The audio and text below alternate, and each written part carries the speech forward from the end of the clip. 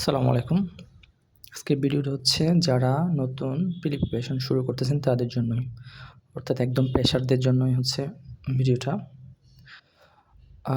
Preparation শুরুর আগে আমরা দ্বন্দ্বে থাকি যে আসলে আমরা কীভাবে শুরু করব, কোন বই কিনবো, কী দিয়ে পড়াশোনা শুরু করব এটা।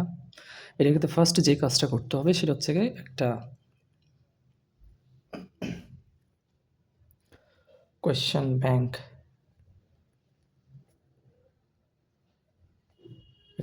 ব্যাংক কালেক্ট করা। কোয়েশ্চেন ব্যাংক দিয়ে কেন শুরু করবো? এই কারণ হচ্ছে আগে আমার জানতে হবে কোয়েশ্চেন কোত্থেকে হচ্ছে, কীভাবে হচ্ছে, কোয়েশ্চেনের ধরন কেমন, এসব বিষয়ে আমার ধারণার জন্য অবশ্যই কোয়েশ্চেন ব্যাংক কালেক্ট করতে হবে, বিসিএস কোয়েশ্চেন ব্যাংক কালেক্ট করতে হবে। এটা নিয়ে কয়েকদিন এটা নিয়ে অ্যানালাইসিস করতে হবে এবং এই কোয়েশ্চেন ব্যাংকটা আগে শেষ করতে হবে। মেইনলি 35 থেকে ৪৪তম কোয়েশ্চেন, ৪৪তম বিসিএস পর্যন্ত কোয়েশ্চেনগুলো অ্যানালাইসিস করতে হবে। এটা হচ্ছে ফার্স্ট কাজ, এটা অবশ্যই করতে হবে। দেন করার পর আমাদের একটা আইডিয়া আসবে যে আমরা কীভাবে শুরু করব, কী পড়বো না পড়বো। ফার্স্ট বই হবে এটা। সেকেন্ড, বোর্ড বইগুলো কালেক্ট করা, বোর্ড বুকস যেগুলো আছে ওগুলো কালেক্ট করা এবং শেষ করা। অনেকের হচ্ছে বোর্ড বই টিউশন করাতে করাতে অনেকের হচ্ছে বোর্ড বইগুলো মোটামুটি পড়া হয়ে গেছে বা ভালো আইডিয়া আছে, তাদের এগুলো কালেক্ট না করলেও চলবে। তাদের জন্য হচ্ছে থার্ড স্টেপ, যারা টিউশন করান না বা বোর্ড বই অনেক বছর যাবত পড়া হয়নি তাদের জন্য অবশ্যই বোর্ড বই কালেক্ট করতে হবে। আমি লিস্টটা করে দিচ্ছি। SSC general math,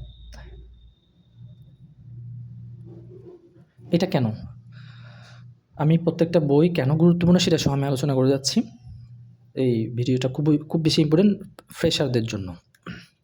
general math হচ্ছে ব্যাংক প্রিলি বলেন, বিসিএস প্রিলি বলেন, ব্যাংক রিটেন বলেন, বিসিএস রিটেন বলেন, 100% কোয়েশ্চেন আসবেই এবং এটা বেসড কোয়েশ্চেন হয়। এবং আপনার সিলেবাস যেটা ব্যাংকের যে সিলেবাসটা সেখানে লিখে আছে নবম দশম বেসড কোয়েশ্চেন বা নবম দশমের মান অনুযায়ী কোয়েশ্চেন হবে এমনটাই লেখা আছে। আর বিগত বিসিএস রিটেন বলেন আর প্রাইমারি বলেন, রিটেন বলেন আর প্রিলি বলেন, অবশ্যই কোয়েশ্চেন এখান থেকেও হচ্ছে। হায়ার ম্যাথ থেকেও হচ্ছে রিটেনে, সেটা নিয়ে আমি যখন রিটেন বিষয়ে ভিডিও করব তখন আমি এটা জানাবো। তাহলে অবশ্যই জেনারেল ম্যাথ করতে হবে, কোনো বিকল্প নাই এটার। Second, SSC Bangla second paper, এটা হচ্ছে মাস্ট পড়তে হবে, কোনো বিকল্প নাই, পড়তেই হবে must, Bangla second paper. Third হচ্ছে এসএসসি সায়েন্স মানে হচ্ছে আপনার জেনারেল সায়েন্স, অর্থাৎ মানবিকের যে বইটা পড়ানো হয় ওইটাই। ফোর্থ হচ্ছে এসএসসি এর হিস্ট্রি একটা বই আছে, এটা হচ্ছে মানবিকে পড়ানো হয়, ওটা নির্দিষ্ট কিছু চ্যাপ্টার অবশ্যই পড়তে হবে। বাংলাদেশ অ্যাফেয়ার্স এবং ইন্টারন্যাশনাল অ্যাফেয়ার্সের জন্য এটা কাজ দিবে অনেক বেশি। 5 হচ্ছে বাংলাদেশ ও বিশ্ব পরিচয়, এটা সায়েন্সে পড়ানো হয় এসএসসি বাংলাদেশ ও বিশ্ব পরিচয়, বাংলাদেশ ও বিশ্ব পরিচয়, এটা হচ্ছে সায়েন্স স্টুডেন্টে পড়ানো হয়, আমি সেখানে সায়েন্স লিখে দিছি। এসএসসি মোটামুটি এই বইগুলো এসএসসি বেসড এই বইগুলো পড়লে হবে। 6 নম্বর হচ্ছে কি এইচএসসি আইসিটি, এটার প্রথম 3 চ্যাপ্টার, এটা মাস্ট লাগবে, কারণ এটা থেকে হচ্ছে বিসিএস প্রিলিমিনারিতেও কোয়েশ্চেন হয়, ব্যাংক প্রিলিমিনারিতেও কোয়েশ্চেন হয়, আর বিসিএস রিটেনের আইসিটি পার্টের জন্য এটা অনেক বেশি হেল্প করবে। তো এইচএসসি আইসিটি মাস্ট পড়তে হবে, প্রথম 3 চ্যাপ্টার পড়লে হবে, বাকিগুলোর দরকার নেই। এইচএসসি এর আরেকটা বই আছে, সেটা হচ্ছে পরিণীতি সুশাসন, এটা মানবিক বিভাগে পড়ানো হয়, পরিণীতি ও সুশাসন। এটা থেকে আপনি হচ্ছে বাংলাদেশ অ্যাফেয়ার্সের অনেক কোয়েশ্চেন কমন পাবেন। সুশাসন সম্পর্কে যে বিভিন্ন মতানৈক্য তৈরি হয় এবং বিভিন্ন সমস্যার সৃষ্টি হয়, এগুলো কিন্তু রেফারেন্স হিসেবে বইটা খুব ইম্পর্ট্যান্ট, মানে এই বইটা আপনি সুশাসনের জন্য সুশাসনের যে 10 মার্কস পিলিতে আসে ওর জন্য এই বইটা অনেক বেশি কাজ দিবে। তাহলে এই 7টি বই অবশ্যই পড়তে হবে। এখন কথা হচ্ছে কোন বইটা কিভাবে পড়ব। এখানে কয়েকটা বই হচ্ছে ফুল শেষ করতে হবে। First one, second one, third, এগুলো ফুল শেষ করতে হবে। হিস্ট্রি হচ্ছে যেটা প্রয়োজন, স্টাডি যেই চ্যাপ্টার প্রয়োজন সেই চ্যাপ্টার পড়বেন। কোথাও কোনো সমস্যা হলে বা কোন কোন চ্যাপ্টার বাদ দেওয়া যায়, কোন চ্যাপ্টার বাদ দেওয়া যায় না, যদি প্রয়োজন হয় আপনি আমাকে টেক্সট করতে পারেন আমার পেজে। এরপর হচ্ছে বাংলাদেশ ও বিশ্ব পরিচয় হচ্ছে কিছু বিষয় বাদ দেওয়া যাবে, ফুল পড়লে ভালো, কিছু বিষয় বাদ দেওয়া যাবে মোটামুটি সিলেবাসের সাথে মিলিয়ে দেখতে পারেন। আইসিটি তো বলেই দিলাম, প্রথম 3 চ্যাপ্টার পড়লে হবে। এসএসসি পরিণতি ও সুশাসনও হচ্ছে মোটামুটি কিছু চ্যাপ্টার ভালো মতোই পড়তে হবে।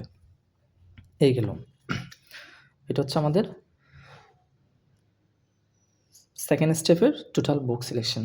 দেন এইটা শেষ করে আপনি যাবেন থার্ড, যেটা প্রত্যেকটা সাবজেক্টের জন্য, প্রতিটি সাবজেক্ট এর জন্য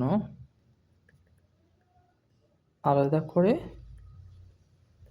গাইড বই কিনা, গাইড বই কিনা। এখানে একটা বিষয় খুব ইম্পর্টেন্ট, আপনি যে গাইড বই কিনছেন ওই গাইড বই বেস্ট, এটা আপনার মেনে নিতে হবে। আপনি মনে করেন একটা গাইড বই কিনছেন, আর একটা বন্ধু দেখা যাচ্ছে এই বই কিনছে এবং সে বলতেছে এই বই থেকে অনেক বেশি কমন আসছে, ওইটা ছেড়ে দেন, দরকার নেই। আপনি আপনারটাই পড়েন, আপনার তো যদি বাজে হয়, খুব খারাপ বই হয় সেটাই পড়েন, সেটা বারবার পড়েন, ওইখান থেকে আসবে। আপনি যদি বারবার বই চেঞ্জ করেন বা একই সাবজেক্টের জন্য কয়েকটা বই পড়েন, এতে আপনার লাভের চেয়ে ক্ষতি বেশি হবে। বারবার বই কখনো চেঞ্জ করবেন না, আপনার যে বইটা আছে সেই বইটাই পড়বেন। অর্থাৎ আপনি বাংলার জন্য যে বই কিনছেন ওইটাই বেস্ট, আপনার ধরে নিতে হবে এবং ওইটাই পড়েন। যে সাবজেক্টের জন্য যে বই কিনছেন ওইটাই, চেঞ্জ করার দরকার নাই। এটা একটা ইম্পর্টেন্ট পয়েন্ট। আরেকটা পয়েন্ট হচ্ছে কি, আমরা পড়ার সময় অবশ্যই আমাদের কী রাখতে হবে, কোন বিষয়, ওই গাইড বইয়ের কোন বিষয়টা পিলির জন্য ইম্পর্ট্যান্ট, কোন বিষয়টা ইম্পর্ট্যান্ট না। সবাই ক্যাডাররা বা যারা এই লাইনে আছে তারা একটা কথা বলে থাকে অলওয়েজ, সেটা হচ্ছে কি আপনি কি পড়বেন এটার চেয়ে বেশি ইম্পর্ট্যান্ট আপনার কী বাদ দেওয়া উচিত, ঠিক আছে। তো গাইড বইয়ের বিষয় হচ্ছে কি আপনার অবশ্যই আপনি যে অ্যানালাইসিস করছেন কোয়েশ্চেন ব্যাংক, ওই অ্যানালাইসিসের উপর ভিত্তি করে আপনি প্রায়োরিটি দিয়ে পড়বেন, ঠিক আছে। অর্থাৎ যে বিষয়টা আপনার মাস্ট প্রয়োজন সেটা ভালো মতো পড়বেন, যে বিষয়টা ছেড়ে দেওয়া যায় সেটা ছেড়ে দেবেন। এরকম কিছু বিষয়ে গাইড বই থাকবে যেগুলো আসলে আমাদের আহামরি প্রয়োজন না, ওইটা তো অত বেশি প্রেশার দেওয়ার প্রয়োজন নাই। আর গাইড বইয়ের একটা লিস্ট, আলাদা একটা লিস্ট আমি দিয়ে দিব। আল্লাহ হাফেজ, আসসালামু আলাইকুম।